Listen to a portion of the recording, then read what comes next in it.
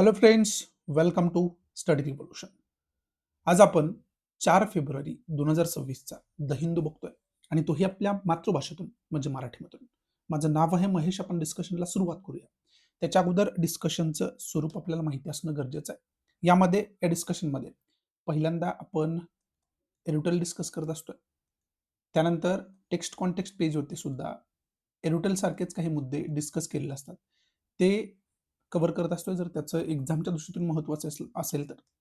त्यानंतर आपण सायन्स पेजवरती काही महत्त्वाच्या कॉन्सेप्ट वगैरे कधी एक्झामच्या दृष्टीतून आलेले असतात, तर त्या कव्हर करत असतो आणि त्यानंतर ज्या काही महत्त्वाच्या न्यूज आहेत, त्या महत्त्वाच्या न्यूज आपण कव्हर करत असतो. आणि या दृष्टीतून हे जे टोटल डिस्कशन आहे, याचा उद्देश हाच आहे, अंतिम उद्देश हाच आहे, की एक्झामसाठी जे पण काही गरजेचं आहे, मार्क्स मिळवण्यासाठी जे पण काही गरजेचं आहे, ते टोटल याच्यामध्ये आपण कव्हर करण्याचा पुरेपूर प्रयत्न करत असतो. असो, मग डिस्कशनला सुरुवात करूया. त्याच्या अगोदर 2 तासाची मेंटरशिप जी आहे ती सुरू झालेली आहे. जे विद्यार्थी 2 ते 3 वर्ष झालं प्रिपरेशन करतायत, पण स्कोर येत नाहीये, कॉन्फिडन्स कमी होत चाललेला आहे, एक्झॅक्टली प्रिपरेशन कुठं चुकले हे समजत नाहीये, त्या विद्यार्थ्यांसाठी ही 2 तासाची 1-to-1 मेंटरशिप आहे. त्याची फीज पण आहे 1999 ही त्याची फीज आहे आणि याच्यामध्ये मग त्या विद्यार्थ्याचं टोटल प्रिपरेशन समजावून घेऊन, नेमकं कुठं चुकते, लूफहोल काय हे समजावून घेऊन, प्रिपरेशनचा व्यवस्थित प्लॅन करून कशा पद्धतीनं स्कोर येईल अशा पद्धतीचं प्रिपरेशन आपण करायचं. या सगळ्या पद्धतीचा गाईडन्स त्याच्या अंतर्गत मी देण्याचा प्रयत्न करतोय. डिस्क्रिप्शन बॉक्समध्ये तुम्हाला गुगल फॉर्म दिलाय, तो फॉर्म भरून याला तुम्ही ॲडमिशन घेऊ शकताय. पण क्रायटेरिया हाच आहे, की तुम्ही हे जे मी सांगितलं, की खूप वेळेपासून प्रिपरेशन करतोय, पण समजत नाही की एक्झॅक्टली कुठं चुकतंय आणि प्रिपरेशन कुठंतरी भटकल्यासारखं वाटतंय. त्या विद्यार्थ्यांसाठी फक्त हे आहे. बाकी विद्यार्थ्यांनी याच्यामध्ये इंटरेस्ट दाखवायची गरज नाहीये. असो, आपण डिस्कशनला सुरुवात करूया आणि बघूया पहिलं एरुटल आपल्याला काय शिकवायचा प्रयत्न करतंय. पहिलं जे एरुटल आहे ना, ते एरुटल विशेष करून एनर्जी कन्झम्पशन जे आहे आणि त्याचं प्रोडक्शन जे आहे त्याच्यावरती बोलणारं खरं तर एरुटल आहे. याचं इंडस्ट्रियल डेव्हलपमेंटच्या दृष्टीतून या एरुटलचं महत्त्व आहे. इंडस्ट्रियल डेव्हलपमेंटचा ज्यावेळेस आपण अभ्यास करतो हिस्ट्रीच्या विशेष करून माध्यमातून, त्याच्यासाठी हे आपल्यासाठी महत्त्वाचं आहे. आणि दुसरं एन्व्हायर्नमेंटशी रिलेटेड खरं तर हे खूप जास्त महत्त्वाचं आहे. आणि याच्यामध्ये खूप सोपा सब्जेक्ट बोललाय, पण लँग्वेज कुठेतरी डिफिकल्ट कन्सेप्च्युअल बेसिसवरती वापरले गेले. याच्यामध्ये हेडिंग वरून आपल्याला समजते की इलेक्ट्रॉन ओव्हर मॉलिक्युल्स. याच्यामध्ये इलेक्ट्रॉन्स आणि मॉलिक्युल्स याचा खूप छान पद्धतीनं लेखकानं खरं तर वापर केलेला आहे. तर याच्यामध्ये बेस पॉइंट तुम्हाला सांगतो, की याच्यामध्ये लेखक आपल्याला समजवायचा काय प्रयत्न करतोय. लेखक आपल्याला गेल्या 3 दिवसापासून जे आपण डिस्कस करतोय एन्व्हायर्नमेंटशी रिलेटेड तोच सेम सब्जेक्ट आहे, फक्त लँग्वेज वेगळी वापरली. याच्यामध्ये लेखक आपल्याला समजावायचा प्रयत्न करतोय, की जो काळ येणार आहे, त्याच्यामध्ये आपल्याला जी ऑइल बेस एनर्जी आहे, कोल बेस एनर्जी आहे, गॅस बेस एनर्जी आहे ना, त्याच्यावरून शिफ्ट होऊन आपल्याला ग्रीन हायड्रोजनकडं, ग्रीन एनर्जीकडं खरं तर जावं लागणार आहे. राइट. कारण का? तर जगभरामध्ये याचं जे बॅकग्राऊंड आहे ना, ते बॅकग्राऊंड नीट समजावून घ्या, की याचं बॅकग्राऊंड काय आणि या सब्जेक्टवरती आत्ता आपण का बोलतोय, हे नीट समजायला पाहिजे. अनेक वेळा मी तुम्हाला सांगितलेलं आहे. याचं बॅकग्राऊंड काय आहे ते. याचं बॅकग्राऊंड काय आहे, की 2015 मध्ये आपल्याला जायला लागतं. 2015 मध्ये 2015-16 मध्ये आपण काय बघतो? पॅरिस अग्रीमेंट होतो. पॅरिस अग्रीमेंटच्या अंतर्गत आपण काय डिसाईड करतो, की ग्लोबल वॉर्मिंग कमी करायचं आहे, एन्व्हायर्नमेंट प्रोटेक्ट करायचं आहे आणि एन्व्हायर्नमेंट प्रोटेक्ट करण्यासाठी जे काय आवश्यक आहे, ते आवश्यक गोष्ट आपल्याला करणं लवकरात लवकर गरजेचं आहे. प्रायोरिटीनं करणं खूपच खरं तर ते गरजेचं आहे. हे याच्यामध्ये ठरतं. आणि मग युनायटेड नेशन सुद्धा, युनायटेड नेशनची जी United Nation framework convention on climate change आहे ना, त्याच्या अंतर्गत आपण काय बघतो? कॉन्फरन्स ऑफ पार्टीची मीटिंग प्रत्येक वर्षी आपल्याला बघायला मिळते. आत्ता आपण ब्राझीलमध्ये 30th मीटिंग बघितलेली आहे सगळ्यांनी. आणि त्याच्यामध्ये सुद्धा ग्रीन एनर्जीवरती आपण कसं काम करणं गरजेचं आहे याच्यावरती डिस्कशन झालेलं आहे. आता या कॉन्फरन्स ऑफ पार्टीमध्ये डिस्कस काय होतं? तर जेवढे काही सब्जेक्ट डिस्कस होतात ते सगळे एन्व्हायर्नमेंटशी रिलेटेड असतात. कसं आपण एन्व्हायर्नमेंटला प्रोटेक्ट करू शकतो, कसं आपण ग्लोबल वॉर्मिंग कमी करू शकतो, म्हणजे सगळे पोल्युशन कसं कमी करू शकतो, ह्या सगळ्या गोष्टी ज्या आहेत ना, या कॉन्फरन्स ऑफ पार्टीमध्ये डिस्कस होतात आणि त्या सगळ्या गोष्टी एन्व्हायर्नमेंट प्रोटेक्ट कसं करायचं आपल्याला याच्याशी रिलेटेड असतात. ठीक आहे. मग आता याच्यामध्ये जर आपण बघितलं तर स्टील इंडस्ट्री वगैरे बघितली तर ती आपली कोर इंडस्ट्री आहे. सगळ्याच जगाची जर आपण म्हटलं तर. स्टील बेस खूप जास्त आहे. आता स्टील प्रोडक्शन कसं असतं, याच्या अगोदर एका एरोटेलच्या अंतर्गत आपण बघितलं होतं, की स्टील प्रोडक्शन कसं असतंय, तर मिनरल्स आपण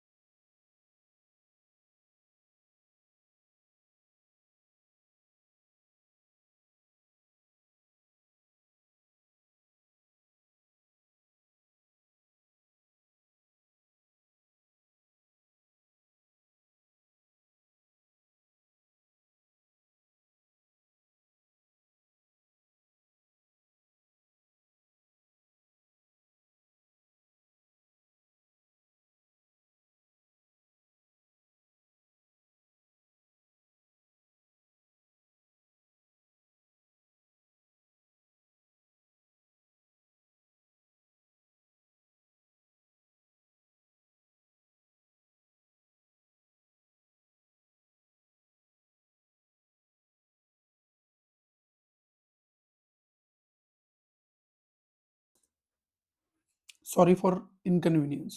मध्येच माझा आवाज बंद झाला असेल, कारण माईकचं जे काय चार्जिंग आहे ते संपली होती.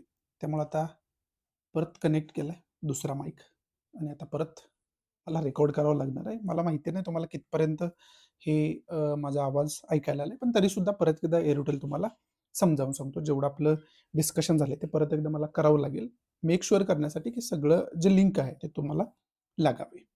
आता हे जे एरोटेल आहे ना, याच्यामध्ये लेखकानं खूप स्मार्टली टेक्निकल लँग्वेज यूज केली. हे मॉलिक्यूल आहे, इलेक्ट्रॉन्स आहे. हे जर आपण अकॅडमिक्समध्ये चांगला ज्या विद्यार्थ्यांना अभ्यास केलेला आहे किंवा एन-सी-आर-टीवरती, सायन्सवरती ज्यांची कमांड आहे, त्यांना लगेच समजत असेल हे काय आहे ते. ठीक आहे. पण नाही समजलं तर लोड घ्यायची अजिबात गरज नाहीये. मी समजावून सांगतो तुम्हाला एक्झॅक्टली काय आहे आणि डिटेल कॉन्सेप्टमध्ये जायची गरज नाहीये समजावून घेण्यासाठी. ते तुम्ही ज्यावेळेस सायन्स, एन-सी-आर-टी वगैरे बेसिक स्टडी कराल, त्यावेळेस तुम्ही त्या गोष्टी समजावून घेणारच आहात. पण इथं लेखकाने ही जी टेक्निकल लँग्वेज वापरलेली आहे ना, त्याच्यातून काय खूप टेक्निकल सब्जेक्ट आपल्याला समजावून सांगितला नाही. खूप सोपा सब्जेक्ट लेखकानं समजावून सांगितलेला आहे. फक्त लँग्वेज अवघड आहे. जसे द हिंदूमध्ये बऱ्यापैकी लँग्वेज आपल्याला इंग्लिश जे आहे, ते बऱ्यापैकी तशा लेव्हलचंच वापरलेलं आपल्याला बघायला मिळतं. याच्यामध्ये थोडा ॲडव्हान्स लेव्हलचं कॉन्सेप्ट पण वापरले, त्यामुळे आपल्याला अवघड वाटू शकतं. पण असो, आपण व्यवस्थित समजावून घेऊया की याचं नेमकं बेस काय आहे या एरोटेलचा. या एरोटेलचा बेस असा आहे की लेखक आपल्याला समजावून सांगायचा प्रयत्न करतोय की जे आत्तापर्यंत आपण एनर्जीचे सोर्सेस वापरलेत, मग ऑइल असू द्या, कोल असू द्या, गॅस असू द्या, याच्याकडून जे वर्ल्ड आहे ते खरं तर इलेक्ट्रिक एनर्जीकडे शिफ्ट होतंय आणि एन्व्हायरमेंट फ्रेंडली एनर्जीकडे शिफ्ट होतंय. हे लेखक या ठिकाणी आपल्याला समजावून सांगायचा प्रयत्न करतोय. आणि या सगळ्या गोष्टीमध्ये इंडिया कुठं आहे हे सुद्धा लेखक आपल्याला समजावून सांगतोय. इंडियानं त्याच्यामध्ये खूप जास्त प्रोग्रेस करणं, ते प्रायोरिटाईज करणं खूप जास्त गरजेचं आहे. हे लेखक आपल्याला या एरोटेलमध्ये समजावून सांगायचा प्रयत्न करतोय. हा या एरोटेलचा बेस आहे. आता हा बेस तुम्हाला समजला. आता याचं बॅकग्राऊंड आपल्याला समजावून घेणं गरजेचं आहे, की बॉस जगभरामध्ये चाललंय तर चाललंय काय? आणि हे डिस्कस जे आहे ते एन्व्हायर्नमेंटशी रिलेटेड वारंवार हे असे सब्जेक्ट का डिस्कस केले जात आहेत? जर तुम्ही रेग्युलर द हिंदू फॉलो करत असाल तर तुम्हाला समजत असेल. न्यूज फॉलो करत असाल तर तुम्हाला समजत असेल, की एन्व्हायर्नमेंटशी रिलेटेड काय डिस्कस केलं जातंय. तर याचं त्याच्यासाठी आपल्याला याचं बॅकग्राऊंड जगभरामध्ये याच्याशी रिलेटेड काय चाललंय आतापर्यंत हे समजावून घेणं गरजेचं आहे. याच्यासाठी आपल्याला जावं लागतं 2015 मध्ये. 2015 15 मध्ये जर आपण गेलो, तर 2015 मध्ये सॉरी 2015 मध्ये जर आपण गेलो, तर आपल्याला बघायला काय मिळतं? आणि 2015 मध्ये आपल्याला दिसतं, की पॅरिस अग्रीमेंट साइन होतोय. ठीक आहे. आता हा पॅरिस अग्रीमेंट जर आपण बघितलं, तर पॅरिस अग्रीमेंट झाला होता कशासाठी? तर त्याचा बेसिक उद्देश होता, की एन्व्हायर्नमेंट कशा पद्धतीने आपण प्रोटेक्ट करू शकतोय. आणि एन्व्हायर्नमेंट प्रोटेक्ट करण्यासाठी सगळ्या देशांनी एकत्र येऊन काम करणं खूप जास्त गरजेचं आहे. आणि त्याचं द्योतक म्हणजे पॅरिस अग्रीमेंट. तर याच्यामध्ये मग आपण ग्लोबल वॉर्मिंग कसं कमी करू शकतो, पोल्युशन कसं कमी करू शकतो, एन्व्हायर्नमेंटला प्रोटेक्ट करण्यासाठी जे काय करता येईल, ते कसं करू शकतो, याच्याशी रिलेटेड अग्रीमेंट झालेलं आपल्याला बघायला मिळतं. ठीक आहे. त्याचबरोबर युनायटेड नेशनकडे आपण गेलो, तर United Nation framework convention on climate change आपल्याला बघायला मिळते. त्याला शॉर्टमध्ये आपण युएनएफ ट्रिपल सी म्हणतो. या युएनएफ ट्रिपल सीच्या अंतर्गत आपण बघतो, की कॉन्फरन्स ऑफ पार्टीची मीटिंग होत असते. लास्ट इयरला ती ब्राझीलमध्ये झालेली आपल्याला बघायला मिळाली 30th मीटिंग. ठीक आहे. आता या कॉन्फरन्स ऑफ पार्टीमध्ये सुद्धा डिस्कस काय होतं, की एन्व्हायर्नमेंटला प्रोटेक्ट करण्यासाठी जे काही महत्त्वाचे सब्जेक्ट आहेत, ते सब्जेक्ट आपल्याला कॉन्फरन्स ऑफ पार्टीमध्ये डिस्कस होताना आपल्याला त्या ठिकाणी बघायला मिळतात. ठीक आहे. म्हणजे एन्व्हायर्नमेंट, ग्लोबल वॉर्मिंगचा प्रॉब्लेम असू द्या, पोल्युशनचा प्रॉब्लेम असू द्या आणि एन्व्हायर्नमेंट कशा पद्धतीनं प्रोटेक्ट करणं किती गरजेचं आहे आणि कशी आपली ती प्रायोरिटी आहे, हे आपल्याला या ठिकाणी बघायला मिळतं. याच्यावरती जगाचं सगळं लक्ष आहे. काम सुद्धा करताना जग आपल्याला बघायला मिळतं. त्यामुळं आत्तापर्यंत जे आपले इंडस्ट्रियल डेव्हलपमेंट झाले, त्याच्यामुळं एन्व्हायर्नमेंटचं सुद्धा खूप मोठ्या प्रमाणात डिग्रेडेशन झाले. इंडस्ट्रियल डेव्हलपमेंट म्हणजे काय? तर या सगळ्या गोष्टी त्याच्यामध्ये आल्याच. ऑइल, कोल, गॅस आणि बाकी सुद्धा अनेक गोष्टी ज्याच्यामुळे एन्व्हायरमेंटला जो आहे तो प्रॉब्लेम तयार होतो. एन्व्हायरमेंट जे आहे ते खरं तर डिग्रेडेशन त्याचं होताना आपल्याला त्या ठिकाणी बघायला मिळतं. मग आता हे जे पारंपरिक आपला बेस आहे इंडस्ट्रियल बेस, तो पारंपरिक बेस आता शिफ्ट करणं खूप जास्त गरजेचं आहे. हे लक्षात आलेलं आहे सगळ्यांचा. आणि तो जो शिफ्ट आहे, तो शिफ्ट काय? की हे जे सोर्सेस आहेत ते रिप्लेस करून आपल्याला काय करावं लागेल? एन्व्हायरमेंट फ्रेंडली जे सोर्सेस आहेत, ते एन्व्हायरमेंट फ्रेंडली सोर्सेस आपल्याला अडॉप्ट करावे लागतील. अरे यार, हे काय प्रॉब्लेम येतो काय माहिती नाहीये. अचानकच स्लाइड चेंज होते. I don't know what is the problem. But ठीक आहे. I will try my best. आणि याच्यामध्ये जो शिफ्ट आपल्याला करणं गरजेचं आहे, तो शिफ्ट आहे एन्व्हायरमेंट फ्रेंडली सोर्सेसकडे आपल्याला जावं लागेल. ठीक आहे. मग एन्व्हायरमेंट फ्रेंडली सोर्सेसमध्येच काय आहे, की इलेक्ट्रिक बेसवरती आपण सगळ्या गोष्टी बऱ्यापैकी करणं गरजेचं आहे. आता इलेक्ट्रिक बेस जरी म्हटलं, तर इलेक्ट्रिसिटी डेव्हलपमेंटसाठी परत कोळसा जाळला जातो, ऊर्जा निर्मितीसाठी. मग प्रॉब्लेम तिथंच आहे, की ते मग मग आपल्याला त्याच्याकडून शिफ्ट होऊन काय करायला लागेल, पवन ऊर्जेकडे जायला लागेल. हायड्रो हायड्रोलॉजिकल जे प्लॅन्ट्स असतात त्याच्याकडे जायला लागेल, जी बंदरांवरती वगैरे वीज निर्मिती केली जाते. त्याच्यामुळून त्या सगळ्या गोष्टी ज्या आहेत, ते सगळे जे सोर्स आहेत, ते एन्व्हायर्नमेंट फ्रेंडली आहेत. त्याच्याकडे आपल्याला खऱ्या अर्थानं जावं लागेल आणि त्याच्यामध्ये बऱ्यापैकी कंट्रीज ज्या आहेत, त्या मोठमोठ्या कंट्री काम करताना आणि त्या गोष्टीमध्ये बऱ्यापैकी सक्सेस होताना सुद्धा आपल्याला बघायला मिळतात. आणि त्याचं जे काही पर्सेंटेज आहे, त्याचं पर्सेंटेज देत असताना तिथं चायना आहे, युरोपियन युनियन आहे, USA आहे, इंडिया जो आहे, तो खऱ्या अर्थानं आपल्याला बघायला मिळतो. आणि इंडियाचं जे खरं तर स्थान आहे, ते खऱ्या अर्थानं खूप खाली असलेलं या ठिकाणी आपल्याला बघायला खऱ्या अर्थानं मिळतंय. आणि म्हणून इंडियाने याच्यामध्ये ॲडव्हान्समेंट करणं किती गरजेचं आहे, हे लेखक आपल्याला या ठिकाणी समजावून सांगायचा प्रयत्न करतोय. आणि हे सांगत असताना मग तिथं मॉलिक्यूल, इलेक्ट्रॉन्स अशा कॉन्सेप्ट लेखक तिथं आपल्याला मेन्शन करतोय. आता मॉलिक्यूल म्हणजे काय? तर मराठीमध्ये त्याला रेणू म्हणतात. अनेक अणूंचा मिळून एक रेणू बनत असतो. त्याला इंग्लिशमध्ये अनेक ॲटमचा बनून एक मॉलिक्यूल बनत असतो. अनेक ॲटम मिळून एक मॉलिक्यूल बनतो. आणि इलेक्ट्रॉन काय? की एका ॲटममध्ये अनेक इलेक्ट्रॉन, प्रोटॉन वगैरे असू शकतात.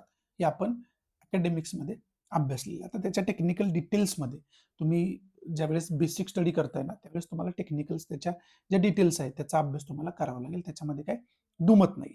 ठीक आहे. मग इथं लेखक इलेक्ट्रॉनचा ज्यावेळेस उल्लेख करतो ना, मॉलिक्यूलचा ज्यावेळेस उल्लेख करतो ना, मॉलिक्यूल म्हणजे अनेक मॉलिक्यूल्स मिळून द्रव पदार्थ, स्थायू पदार्थ वगैरे बनत असतात.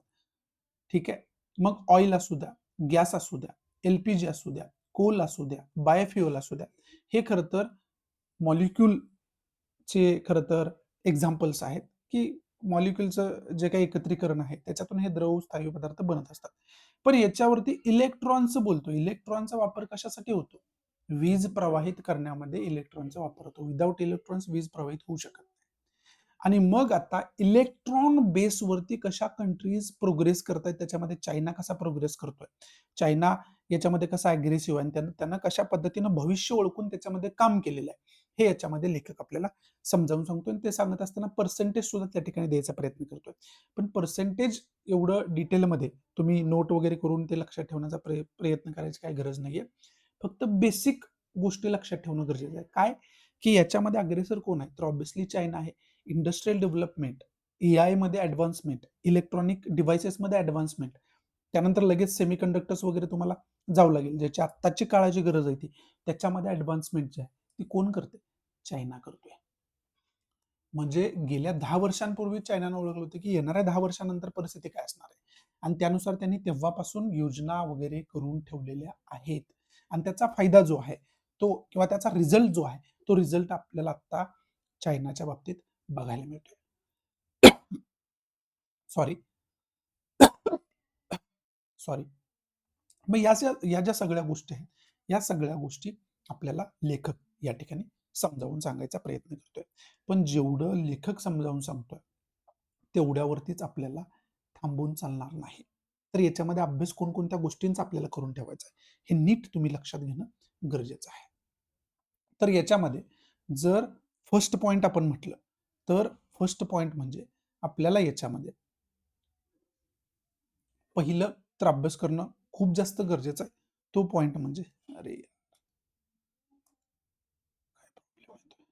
Very sorry for inconvenience, I don't know what is happening with it.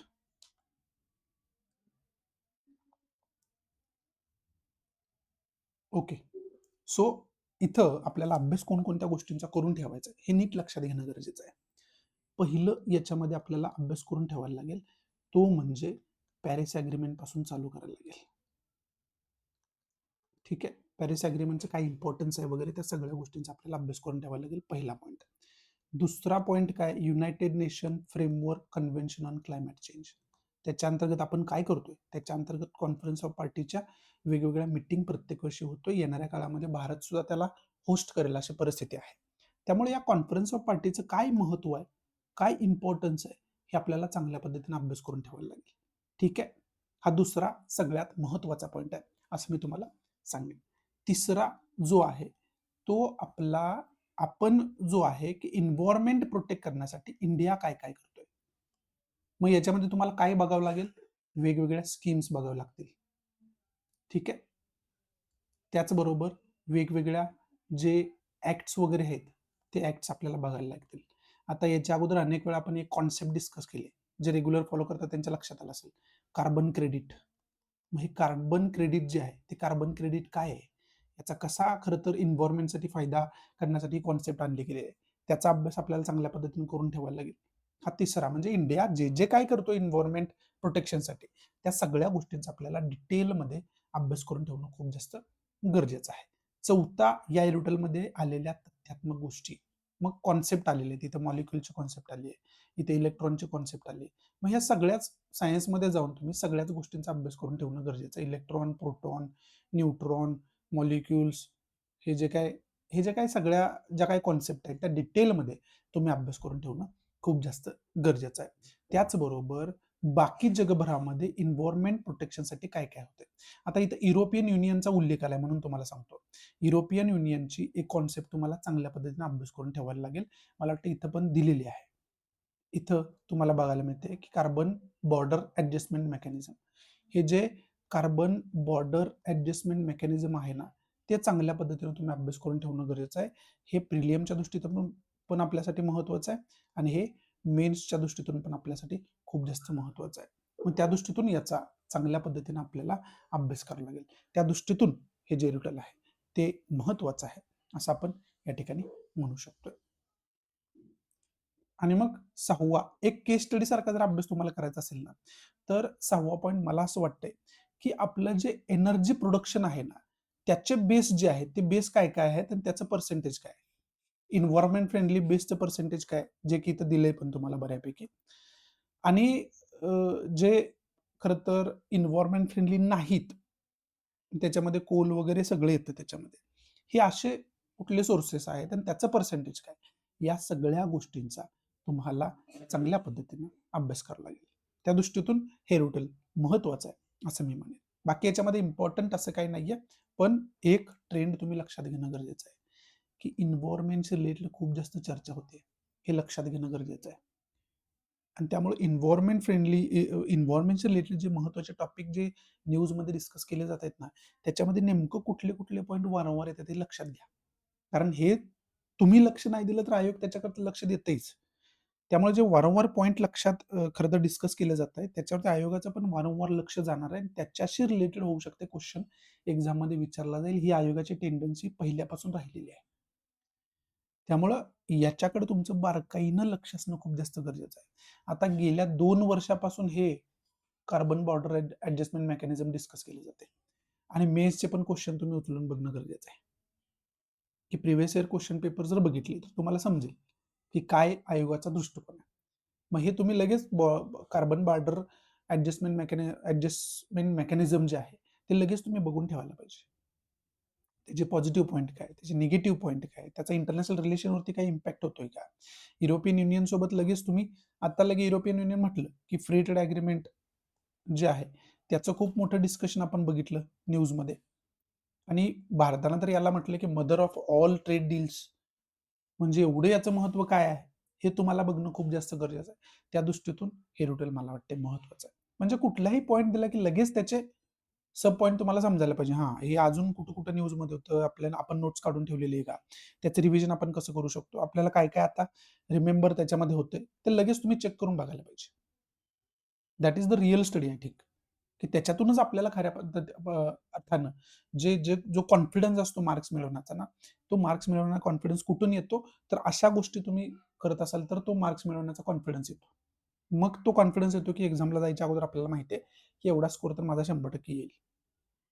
त्याच्यासाठी काय खूप जास्त रॉकेट सायन्स असणाऱ्या गोष्टी करायची गरज नाहीये तुम्हाला. गरज हेच आहे, की रेग्युलरली, कन्सिस्टंटली सेम गोष्ट जरी असली, तर न बोर होता ते करणं आणि त्याच्यावरती पकड दिवसेंदिवस मजबूत करणं. That is the key I think. असो, या रुटीनच्या माध्यमातून एवढे सगळे पॉइंट मला वाटते महत्त्वाचे आहेत. ते तुम्ही चांगल्या पद्धतीनं अभ्यास करून ठेवणं खूप जास्त गरजेचं आहे. बाकी इम्पोर्टंट याच्यामध्ये असं काही नाहीये. इलेक्ट्रिक एनर्जीची वगैरे टेक्निक डिटेल्स वगैरे याच्यामध्ये द्यायचा प्रयत्न केला आणि चायना मग कशा पद्धतीने ॲडव्हान्समेंट त्याच्यामध्ये करतोय, हे थोडंसं सांगायचा प्रयत्न केलाय. ते तिथपर्यंत आपल्याला जायची अजिबात गरज नाहीये. पुढचं जे रुटीन आहे, त्याचा बेसिक सब्जेक्ट आहे की आर्टिफिशियल इंटेलिजन्स आणि आर्टिफिशियल इंटेलिजन्स बेस्ड जे ॲप्लिकेशन्स असतील, त्याच्यामध्ये मोठ्या प्रमाणात इन्व्हेस्टमेंट आपल्याला येणाऱ्या काळामध्ये दिसते आणि करंट सिच्युएशनमध्ये सुद्धा सेम जी परिस्थिती आहे, ती निर्माण झालेली आहे. तशा पद्धतीची मोठ्या प्रमाणात इन्व्हेस्टमेंट आपल्याला बघायला मिळते. In 2025 company spend around $320 billion AI infrastructure. AI इन्फ्रास्ट्रक्चरवरती आता जे 2025ची आकडेवारी आपण बघितली तर $320 बिलियन एवढी इन्व्हेस्टमेंट या ठिकाणी झालेली आपल्याला बघायला मिळते आणि त्याच्यामध्ये विशेष करून जे ॲप्लिकेशन वेगवेगळे आहेत त्याच्यामध्ये इन्व्हेस्टमेंट आपल्याला बघायला मिळते. तशा पद्धतीचे जे काही इन्फ्रास्ट्रक्चर आहे त्याच्यामध्ये इन्व्हेस्टमेंट आपल्याला बघायला मिळते. असं लेखक याच्यामध्ये आपल्याला समजावायचा प्रयत्न करतोय आणि बाकी मग त्याच्याशी रिलेटेड आकडेवारी वगैरे वेगवेगळ्या आकडेवारी जे आहे ते वेगवेगळ्या आकडेवारी आपल्याला लेखक सांगायचा प्रयत्न करतोय, की कशा पद्धतीने कंपन्या त्याच्यामध्ये इन्व्हेस्टमेंट करतायत. तर मग एआयचे काय-काय मॉडेल्स आहेत, कशा पद्धतीचे आहेत, हे त्याच्यामध्ये लेखक आपल्याला टेक्निकल्स डिटेल्स देतोय. पण याच्यामध्ये आपल्याला शिकण्याची गोष्ट वेगळी आहे. ती गोष्ट काय, की याच्यामध्ये आर्टिफिशियल इंटेलिजन्स बेस्ड जे आहे ना, त्याच्यावरती तुम्हाला एक एसे लिहून बघायला पाहिजे, की ठीक आहे. आता अनेक वेळा artificial intelligence related positive points काय बोलले जातात, की याच्यामुळं ज्या सगळ्या गोष्टी आहेत त्या फास्ट झालेल्या आहेत, ऑटोमॅटिक झालेल्या आहेत. हा खूप मोठा पॉझिटिव्ह पॉइंट आहे त्याचा. आणि निगेटिव्ह खूप मोठा पॉइंट म्हटलं तर याच्यामुळं जॉब वगैरे जाऊ शकतात. एआय जे आहे ते येणाऱ्या काळामध्ये सगळ्या गोष्टीची अथॉरिटी घेऊ शकतं. या सगळ्या गोष्टी याच्यामध्ये निगेटिव्ह म्हणून बोलल्या जातात. पण याच्यामध्ये तुम्हाला याचा अभ्यास करून तुम्हाला एक ओपिनियन डेव्हलप करावं लागेल. ऑब्व्हियसली ते बेस्ड ऑन नॉलेज असायला पाहिजे, बेस्ड ऑन इन्फॉर्मेशन असायला पाहिजे. ते कुठल्या गोष्टीवर ओपिनियन पाहिजे, की आर्टिफिशियल इंटेलिजन्स जे आहे, ती गोष्ट आपल्यासाठी पॉझिटिव्ह आहे की निगेटिव्ह आहे? ठीक आहे. आणि मग त्याचं बॅलन्स्ड कन्क्लुजन जे आहे, ते बॅलन्स्ड कन्क्लुजन आपल्याला देता यायला पाहिजे. त्या दृष्टीतून हा जो आर्टिफिशियल इंटेलिजन्सचा मुद्दा आहे तो आपल्यासाठी महत्वाचा आहे. एसे मध्ये वगैरे जर आलं ना तर अशा अर्थाचाच एसे येऊ शकते हे लक्षात घेणं खूप जास्त गरजेचं आहे. त्याचबरोबर आर्टिफिशियल इंटेलिजन्समध्ये अनेक वेळा आपण कॉन्सेप्ट एक बघतो ते म्हणजे generative AI, generative artificial intelligence. ही कॉन्सेप्ट फक्त चांगल्या पद्धतीने अभ्यास करून ठेवा. प्रिलियमच्या दृष्टीतून ही कॉन्सेप्ट महत्वाचे. मी नोटीस केले की आर्टिफिशियल इंटेलिजन्समध्ये विशेष करून जनरेटिव्ह आर्टिफिशियल इंटेलिजन्स विषयी वारंवार बोललं जाते, वारंवार ते हायलाइट केलं जाते. त्यामुळं त्या गोष्टीचा फक्त अभ्यास करून ठेवा. बाकी प्रायव्हेट कंपन्या किती इन्व्हेस्टमेंट करतायत, कशामध्ये इन्व्हेस्टमेंट करतायत हे वगैरे याच्यामध्ये दिलेलं आहे, तशा पद्धतीची आकडेवारी दिलेली आहे. त्याच्याकडे एवढं लक्ष देण्याची आपल्याला आता तरी गरज नाहीये. आणि आजचा द हिंदू मधला किंवा न्यूज मधला करंट मधला सगळ्यात महत्वाचा विषय जो आहे तो युएसए सोबत आता जे आपले पीएम नरेंद्र मोदी यांचं डिस्कशन झालं आणि त्याच्यामध्ये जो 50% टॅरिफ लावला गेला होता ना, तो 50% टॅरिफ जो आहे तो आता 18% खरं तर करण्यात आलेला आहे. आणि हे कुठंतरी यश मानलं जाते. पण याचं बॅकग्राऊंड नीट समजावून घेतलं की तुम्हाला समजेल की यश आहे की नाही. त्याच्यावरती ओपिनियन डेव्हलप करता येईल आपल्याला. पण ज्या गोष्टी आहेत ना, त्या सगळ्याच आपण एकत्र डिस्कस करूया. कारण का? तर याच्यावरती अनेक प्रकारच्या न्यूज पण आलेत आणि हे छोटंसं एडिटोरियल पण आलेलं बघायला मिळते आणि उद्याच्या द हिंदूमध्ये 100% याच्यावरती विस्तारित एक एडिटोरियल येईल. पण न्यूज अगोदर बघून घ्या, की सेम सब्जेक्टवरती न्यूज कोणकोणत्या आलेल्या आहेत त्या. इथं तुम्हाला फ्रंट पेजवरती एक न्यूज दिसते, की US deal excludes sensitive sectors. जे पियुष गोयल आहेत, ते खरं तर बोलतात. ही एक न्यूज आपल्याला बघायला मिळते. पुढं ही एक न्यूज आहे, ती सेम सब्जेक्टवरती आहे. ही न्यूज जी आहे, ती सेम सब्जेक्टवरती आपल्याला बघायला मिळते. परत ही जी न्यूज आहे, ती सेम सब्जेक्टवरती आपल्याला बघायला मिळते. ही न्यूज आहे परत, ती सेम सब्जेक्टवरती आपल्याला बघायला मिळते. पुन्हा ही सुद्धा जी न्यूज आहे, ती सेम सब्जेक्टवरती आपल्याला असलेली बघायला मिळते. आता आपण विस्तारितपणे बघूया. त्याच्यासाठी तुम्हाला मॅपवरती जावं लागेल. म्हणजे तुम्हाला समजेल, की एक्झॅक्टली चाललंय जगभरामध्ये तर चाललंय काय? आणि अनेक वेळा याच्या अगोदर पण मी विस्तारित तुम्हाला समजावून सांगितलंय. पण आता एक वेगळा अँगल आहे. कारण यूएसएनं जे पोझिशन आहे, ते कुठेतरी चेंज केलेली आपल्याला या ठिकाणी बघायला मिळते. हे खूप इंटरेस्टिंग आहे. लक्ष देऊ नये का? याच्यामध्ये खूप गमती-जमती आहेत. ते तुम्हाला समजून घेणं खूप जास्त गरजेचं आहे. इथं भारत देश आहे, हे तुम्हाला वेगळं सांगायची गरज नाहीये. आता यूएसए जो आहे ना, तो खऱ्या अर्थानं वर्ल्ड पॉलिटिक्सचा सेंटर पॉइंट आता झालेला आहे. बदलत्या वर्ल्ड पॉलिटिक्सचा, चेंजिंग वर्ल्ड ऑर्डर जे आहे, त्याचा सेंटर पॉइंट झालेला आहे. त्याचं रिझन तुम्हाला नीट समजावून घ्यायला लागेल. त्याचं रिझन यूएसएच आहे. त्याच्या वेगवेगळ्या ॲक्टिव्हिटीज आहेत. त्या वेगवेगळ्या ॲक्टिव्हिटी काय-काय आहेत? तर याची सुरुवात आपण करूया. त्याच्या अगोदरपासून आहे, पण लेटेस्ट गोष्टी आहेत. 4-5 पॉइंट तुम्हाला मिळाले तरी ते मोर दॅन सफिशियंट आहे आणि समजण्यासाठी पण सफिशियंट आहे. रशिया-युक्रेन वॉरपासून आपण सुरुवात करूया. इथं आपल्याला बघायला मिळतं, इथे युक्रेन आहे, इथं रशिया आहे. ठीक आहे. रशिया-युक्रेन वॉर सुरुवात झाली या दोघांमध्ये. याच्यामध्ये युनायटेड स्टेट असू द्या किंवा युरोपियन युनियन असू द्या, यांनी काय स्टान्स घेतला? रशियावरती वेगवेगळे सँक्शन्स लावायला सुरुवात केली. ठीक आहे. सँक्शन्स म्हणजे काय? की यांचं क्रूड ऑइल आम्ही खरेदीच करणार नाही. व्यापारावरती वेगवेगळे टॅरिफ्स एवढे लावून ठेवायचे जे 500% पर्यंत लावायचे. जेणेकरून त्यांची इकॉनॉमी जी आहे ती फ्रीज होईल वगैरे, वगैरे. हे सगळे आर्थिकदृष्ट्या त्यांची कोंडी करायचा प्रयत्न करायचा. ठीक आहे. ही एक ॲक्टिव्हिटी. त्यानंतर आपण काय बघतो, मोठी त्याच्यानंतर जर बघायचं झालं, तर इराणसोबत जे खऱ्या अर्थानं मोठ्या प्रमाणात जे वॉर सारखी सिच्युएशन तयार करणं, इराणवरती प्रेशराईज इराणला करणं, ह्या सगळ्या गोष्टी त्यानंतर आपल्याला बघायला मिळाल्या, जे आत्तापर्यंत आपण बघतोय. त्यानंतर आपल्याला काय बघायला मिळालं? व्हेनेझुएलामध्ये स्ट्राईक करून तिथले राष्ट्राध्यक्ष आणि त्यांच्या पत्नी यांना किडनॅप केलं जातं. यूएसए मध्ये नेऊन त्यांच्यावरती न्यूयॉर्कमध्ये खटला चालवला जातो. ठीक आहे. हे सगळं कमी होतं, त्यामुळे त्याच्यामध्ये भर यांनी टाकली. ग्रीनलंडला थ्रेट करायला सुरुवात केली, जे हिस्ट्रीमध्ये पण यांनी याच्या अगोदर प्रिव्हियस इयरमध्ये पण यांनी केलं होतं. आणि ते ग्रीनलंड आम्ही खरेदी करतोय. जर खरेदी करायची डील होत नसेल, तर आम्हाला फोर्सफुली त्याच्यावरती कब्जा करावा लागेल, हे याच्यामध्ये सांगितलं. मग हे जे ग्रीनलँड आहे, ते डेन्मार्क जो कंट्री आहे ना, डेन्मार्क जो देश आहे ना, त्याची खरं तर इंटिग्रेटेड पार्ट आहे तो. मग ऑब्व्हियसली डेन्मार्कच्या सार्वभौमत्वाला धोका निर्माण झाला. डेन्मार्क ही युरोपियन कंट्री आहे. युरोपियन युनियनची कंट्री आहे. आणि युरोपियन युनियन आणि यूएसए हा हिस्टॉरिकली जर आपण बघितलं, तर तो फ्रेंड राहिलेला आहे, मित्र राष्ट्र राहिलेले आहे. आणि एकमेकांच्या हातात हात देऊन यांनी कायम काम केलेलं आहे. ठीक आहे. मग एकमेकांसाठी मग बरोबर असू द्या किंवा चुकीचे असू द्या, ते एकमेकांच्या सोबत उभे राहिले होते. पण ग्रीनलँडमुळं ती जी मैत्री आहे, त्याच्यामध्ये खंड पडलेला डायरेक्टली आपल्याला बघायला मिळाला. ठीक आहे. आणि त्याच्यामध्येच मग इंडिया जो आहे तो युरोपियन युनियन सोबत फ्री ट्रेड अग्रीमेंट करण्याच्या जवळजवळ फायनल स्टेजमध्ये आता या वर्षामध्ये ते साईन पण होईल. ठीक आहे. बरं ते का तुम्हाला सांगतोय मी? आता हे सगळं जे आहे ना, हे सगळं फक्त कोण करतंय? USA करतोय. आणि त्याच्यामुळे जगभरामध्ये जे काही वर्ल्ड ऑर्डर आहे, ती कुठेतरी चेंज होताना आपल्याला बघायला मिळते. हे तुम्हाला मला सांगायचं होतं. हे बॅकग्राऊंड थोडंसं तुम्हाला समजलं. आता USA काही एवढ्यावरती थांबला नाही. USAने काय केलं? रशियावरती सँक्शन्स लावले होते. रशिया हे आपलं मित्र राष्ट्र आहे. त्याच्याकडून आपण ऑइल वगैरे खरेदी करत होतो.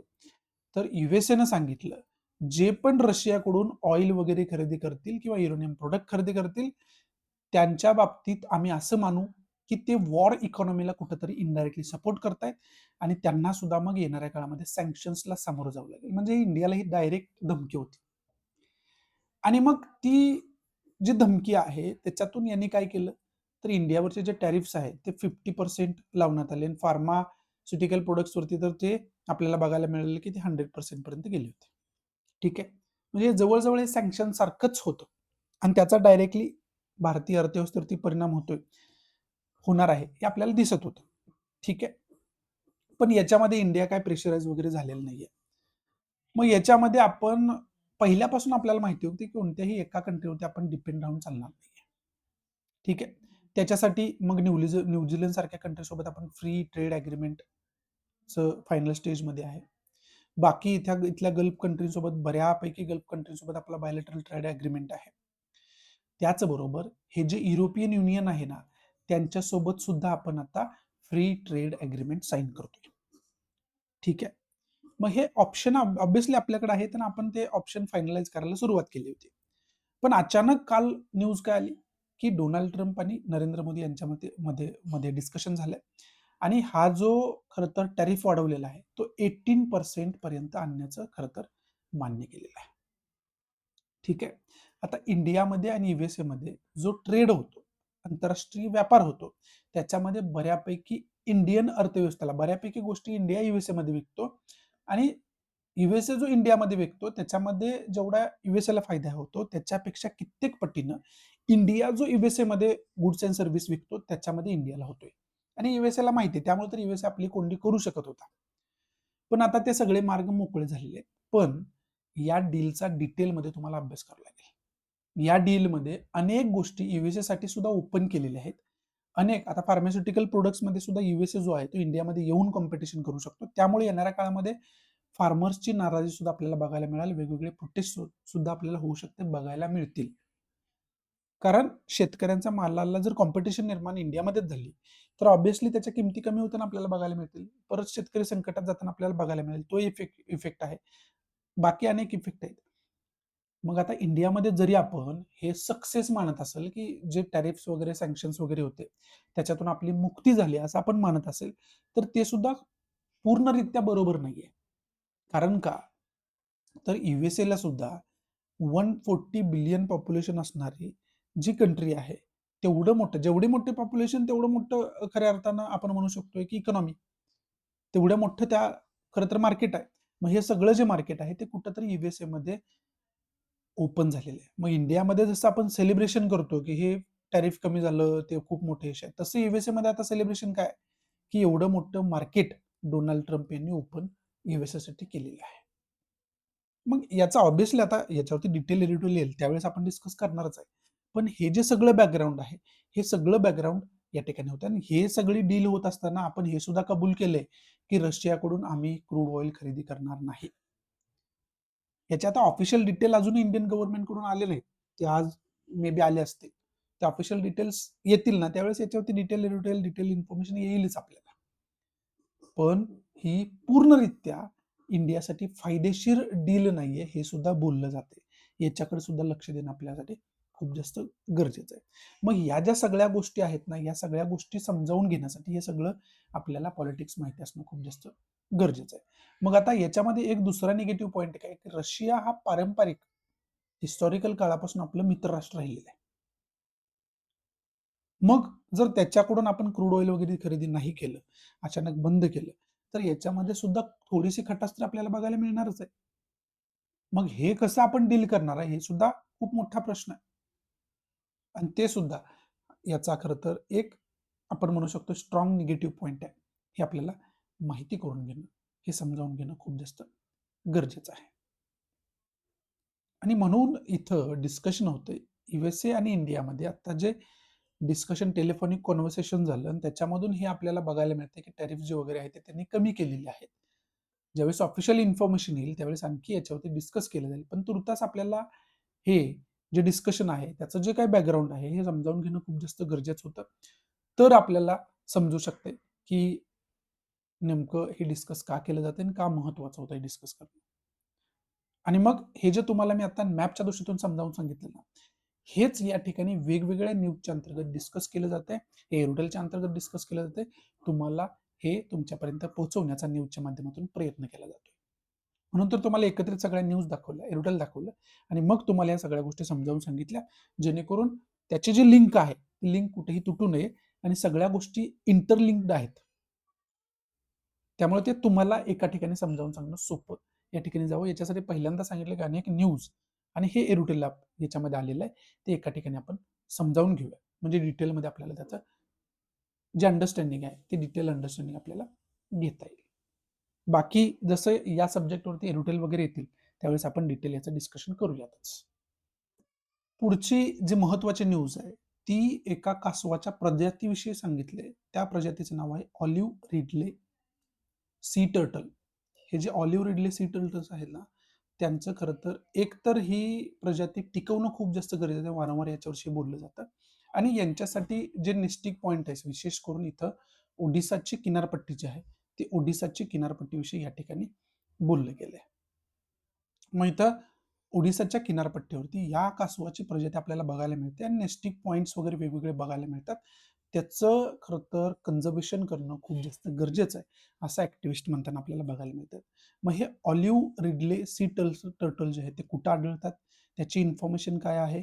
त्याच्या प्रजाती ज्या आहेत त्या खरं तर नामशेष होत आहेत का? ही सगळी इन्फॉर्मेशन आपल्याला डिटेलमध्ये अभ्यास करून ठेवायला लागेल. हे प्रिलियमच्या दृष्टीतून आपल्यासाठी महत्त्वाचं आहे.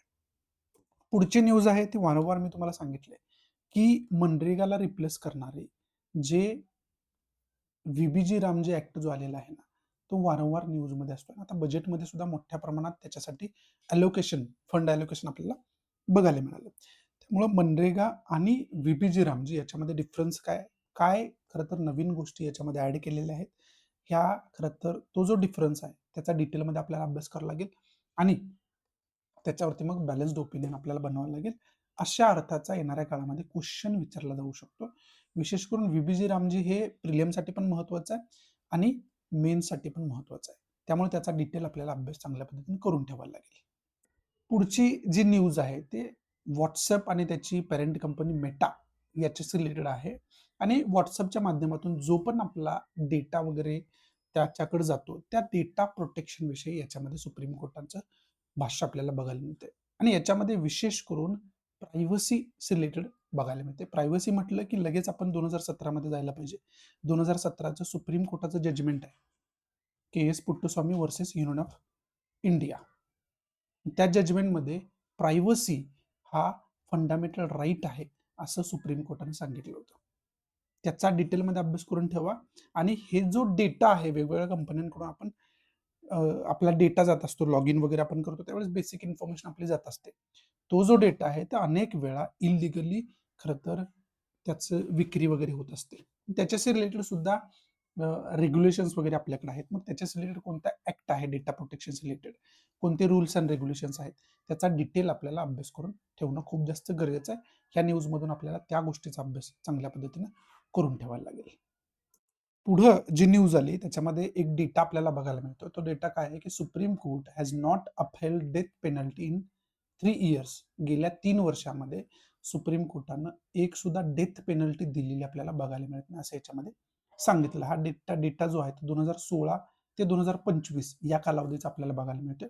पण बाकी जे कोर्ट्स आहेत त्यांनी कशा पद्धतीनं डेथ पेनल्टी जी आहे ती दिलेली आपल्याला बघायला मिळते हे सांगितलेलं आहे. डेथ सेंटेन्सेस बाय सेशन कोर्टनं 1310 डेथ सेंटेन्सेस दिलेत या कालावधीमध्ये आपल्याला बघायला मिळाले. त्यानंतर जर आपण गेलो तर of 37 high court confirmed cases decide by supreme court हे पण दिलेलं आहे. प्रिझनर्स ऑफ डेथ रॉ जर डिसेंबर 31, 2025 आकडेवारी बघितली तर जवळजवळ 574 कैदी असे आहेत की ते डेथ पेनल्टी जी आहे ती त्यांना खऱ्या अर्थानं दिली गेलेली आहे.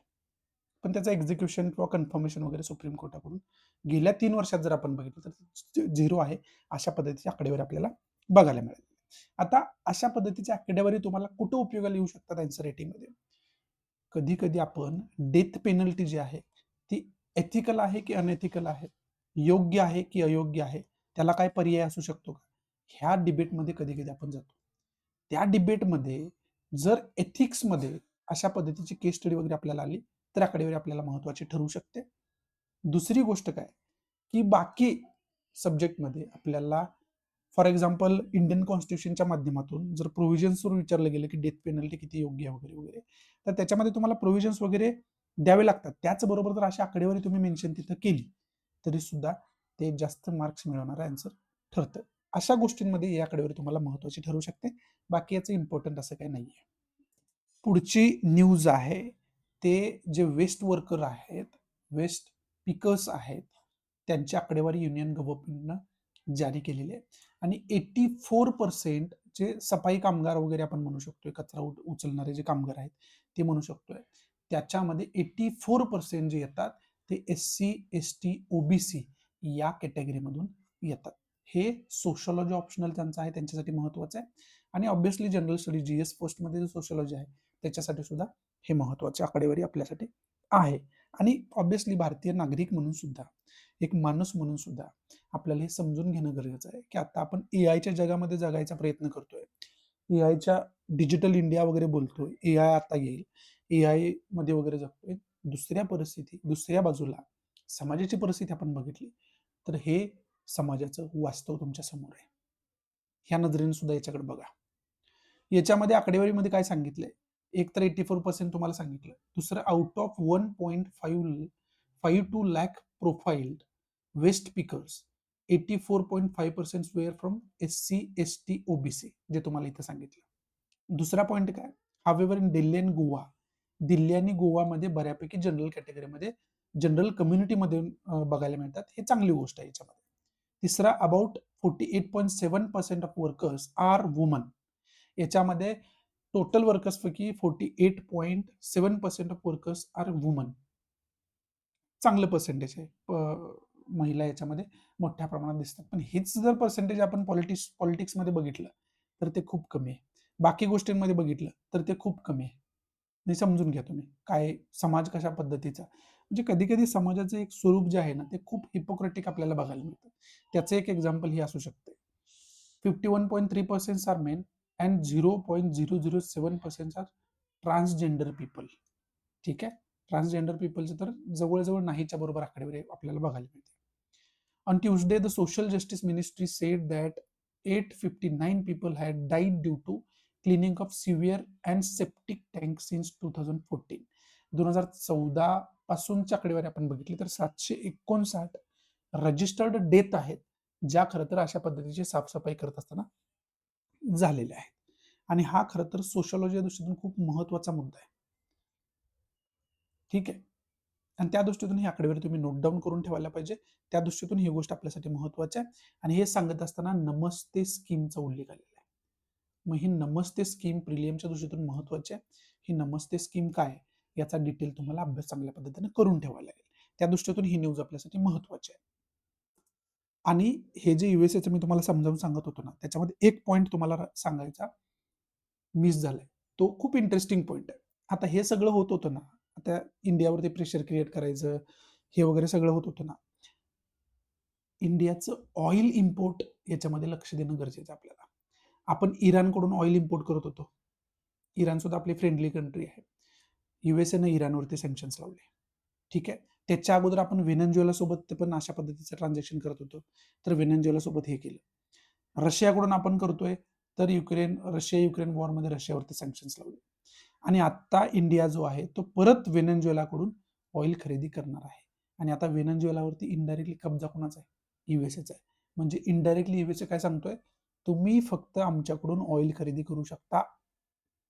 हा जो इम्पॅक्ट आहे ना, हा जो खरं तर आपण म्हणू शकतोय महत्त्वाचा पॉइंट आहे ना, तो महत्त्वाचा पॉइंट तुम्हाला या ठिकाणी समजून घेणं खूप जास्त गरजेचं आहे. आणि येणाऱ्या एडिटलमध्ये सुद्धा मी तुम्हाला आता जे काय सांगतोय ना, ते येणाऱ्या एडिटलमध्ये सुद्धा तुम्हाला बघायला मिळेल. हा जो ऑइल इफेक्ट आहे ना, याला ऑइल इफेक्टच म्हणायचं.